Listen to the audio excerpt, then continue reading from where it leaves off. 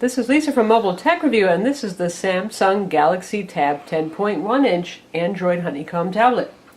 It's a very thin and very beautiful looking tablet. It certainly wins amongst all Android tablets on looks. It's just about every bit as attractive as the iPad 2, except maybe the back panel, which I'll show you in a minute.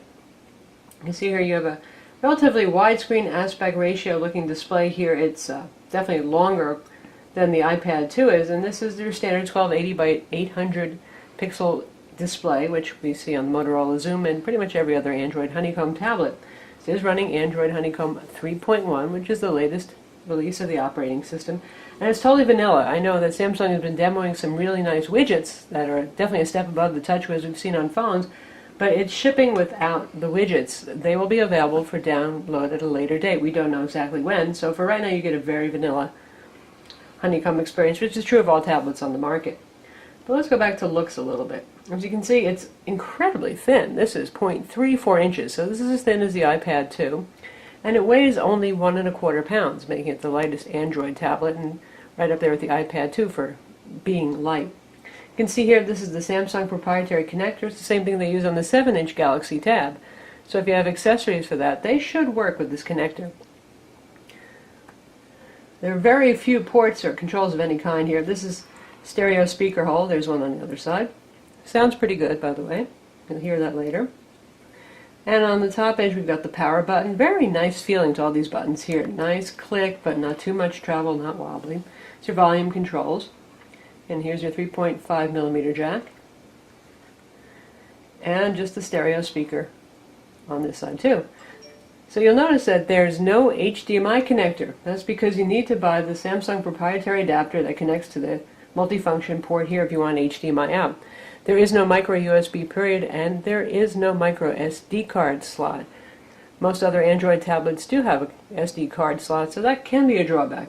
Especially this one, to make it more affordable, Samsung has 16 gig model, which is the one we have here. There's no way to expand that storage, so that makes it cheaper. It's $499 versus $599 for the 32 gig, which puts it at the same price as the Motorola Xoom Wi-Fi. But you better be happy with your 16 gigs because you're not going to expand it. Now let's take a look at the back. It's supposed to be available in two colors. Obviously we have the white one here. It's supposed to be available with a metallic gray, which is also plasticky looking. It wouldn't be Samsung if there wasn't some plastic here. But it is attractive looking. Definitely Arctic white, high gloss. It does show dirt and fingerprints. That part's a bummer. But it's nice looking. On the back you have just a 3-megapixel camera with an LED flash. Surprised it's not a 5-megapixel, make it a little bit more competitive with some of the other tablets on the market. And on the front you have a video chat camera, right here. Let's compare this to the iPad 2 and the Motorola Xoom. So here we have the Galaxy Tab 10.1-inch on the top and the Apple iPad 2 on the bottom. You can see that the Galaxy Tab is a bit longer across, but otherwise they're pretty similar in size. And it's a little bit shorter too, really pushing that widescreen aspect ratio. And you can see the display is really stunning. The iPad doesn't have anything on that for sure. It's really an amazing display that they've used on the Samsung. In terms of side thickness, they are pretty much identical. The iPad tapers off a little bit more, whereas this just has a rolled edge, but they're about identical thickness. Now we're comparing the Galaxy Tab 10-inch up top with the Motorola Xoom 10-inch Android tablet below. You can see they have about the same footprint. The Samsung display really pumps compared to the Motorola's. The display brightness and contrast is not the strong part for the Xoom. And the other difference is in the thickness. Of course, the Motorola Xoom also weighs a bit more, but you can see there's a lot more thickness there. Motorola Xoom gets you a couple of things, including an SD card slot and the option of having 3G, maybe even 4G if that Verizon upgrade ever comes. So you can get these both in Wi-Fi editions at the same price with 32 gigs, so it really depends on what you want. If you like the kind of rugged soft touch finish on the Motorola Xoom versus the thin iPad-like design on this, and whether you need that micro SD card slot or perhaps that potential for having 3G or 4G in the more expensive Motorola Xoom model. So let's take a look at the software and how applications and multimedia run on this Android tablet. Again, this is vanilla Android, so what you're seeing here is the standard screen. Certainly fine and speedy for scrolling through. You've got your shortcut to web pages over here. We have a snapshot of the web page. If I had loaded those, you can put your application shortcut icons anywhere you want. And you can simply add more by pressing and holding. And you have your choice of widgets down here, changing your wallpapers by going here, adding app shortcuts, and bookmarks and the like. So you've got an eBooks shortcut for Google's books, any application widget shortcuts that you've got, email, standard stuff for Honeycomb. Again, Samsung has not yet customized this, so it came to us pretty vanilla. There aren't many applications on here, so for you tablet newbies, you might be a little like, what do I do with this when you get it? First thing you do is you go to the Android market and you can start downloading applications. You can download a selection of tablet optimized applications. You can see right here they're featured at the top, and there's a reasonable amount. They're starting to fill out compared to when the Motorola Xoom came out, when there were about 8 applications on the market for the first Android tablet. So you've got some games here, a lot of useful things, IMDb, Flickster for movies, Evernote. A lot of the staples are here. Certainly not as much as the iPad 2 yet, but hopefully someday we'll get there. Standard applications include Google Music, and it can work with the Google Music Beta. So here we are in Google Books. This works with Google's ebook reading service. Unfortunately, you still can't sideload your own EPUB books if you want, but Google does have plenty of public domain free books, or you can purchase books from them for about the same price as every place else. Very graphically pleasing, nice to use. And if you tap, you can bring up a slider that jumps through sections over here. You can go through and change your font size and so on. Do that. You can change text size, brightness, themes, and all that kind of thing. Strangely absent still are bookmarks. It does remember the last place that you're at when you're reading a book, but there are no bookmarks. Of course, you can also load Kindle on this, Nook, Kobo Reader, anything you want, so it does make an excellent book reader. Samsung also includes Quick Office as Quick Office HD, which is very nice tablet optimized MS Office suite that gives you a semi-desktop view of things versus what you'd see on a smartphone. Definitely useful. Of course, the usual YouTube player is here, the gallery application, and Samsung apps, which doesn't really have very much yet, but we're sure as this product rolls out, it's only available in one store right now, the Best Buy in Union City. Soon it'll be available everywhere. They'll start adding more apps. So right now we've got basically a couple of Angry Birds options and not too much else. I assume that when Samsung's widgets and TouchWiz optimizations are available for download, that they will appear in Samsung apps rather than the Android market.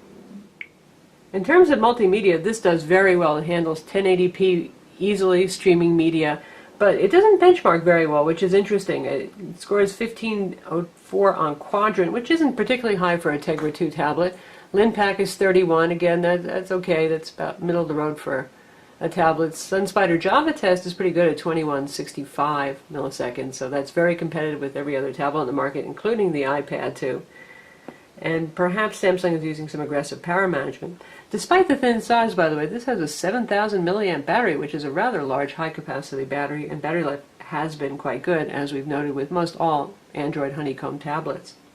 Let's take a look at some multimedia. First, we're going to look at movies by Flickster and look at some streaming trailers in HD. And this is obviously over Wi-Fi. This does not have 3G or 4G. This is a Wi-Fi only product.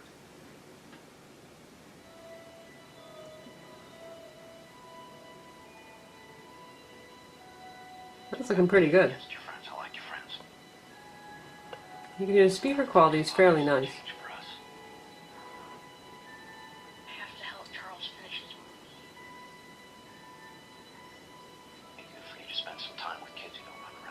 It's not hugely loud, but voice quality is very natural and has some fullness.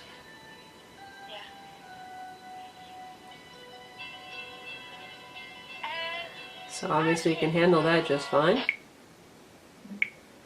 Next we're going to take a look at some locally stored content. We have a 1080 video trailer stored locally on the device, and we're going to play that.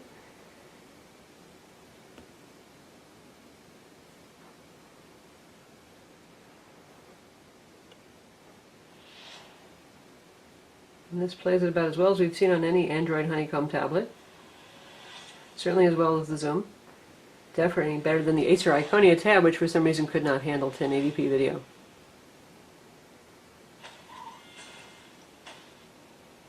Very good frame rates there.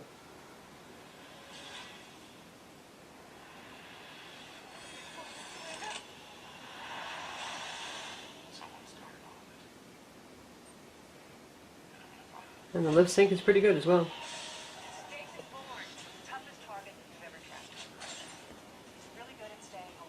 So as a multimedia device, definitely. Especially with this really luscious screen. Now this has, of course, the usual wonderful Android WebKit-based web browser and full Adobe Flash, which we will test out going to YouTube's site and looking at the desktop version of the site and videos there.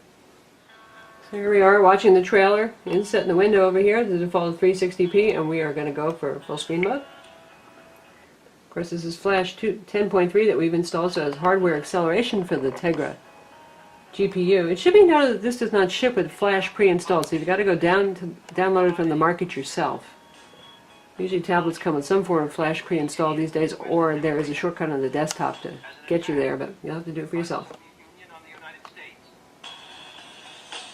So this is full screen running at 480p, and it's looking mighty smooth and good. See how it does at a higher resolution. We'll go up to 720, which is the maximum available for this. Now we switch to 720p.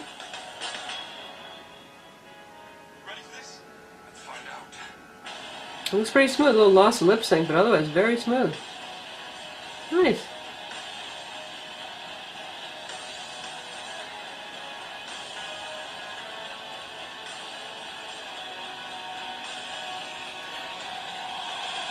So that's Adobe Flash and full YouTube.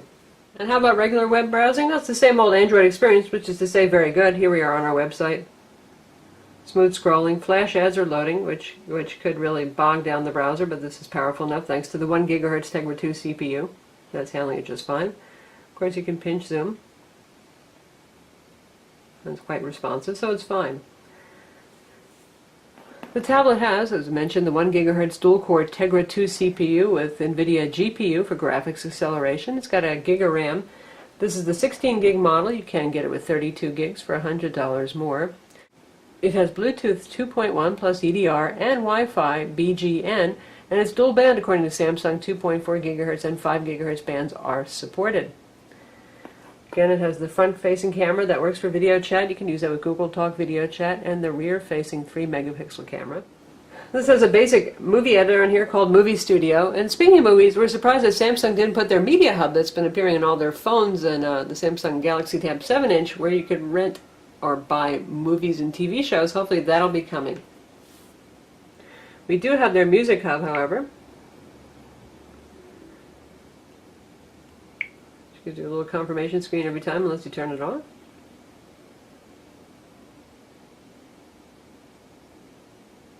And here you can buy music from Samsung if you wish through their partner 7 Digital. Tracks range from 99 cents to $1.49, and there's a reasonably good selection here. The Galaxy Tab also has the usual Google Maps and Google Navigation. Of course, with Wi-Fi only, if you're driving around, there's not going to be an easy way to get data flowing to the tablet unless you're tethering with your smartphone, which certainly is a strong possibility. And lastly, gaming. Gaming does well. We're just going to look at a free game here, the Gun Brothers game that's available on the market for a 3D game. You're ready to run around and shoot things.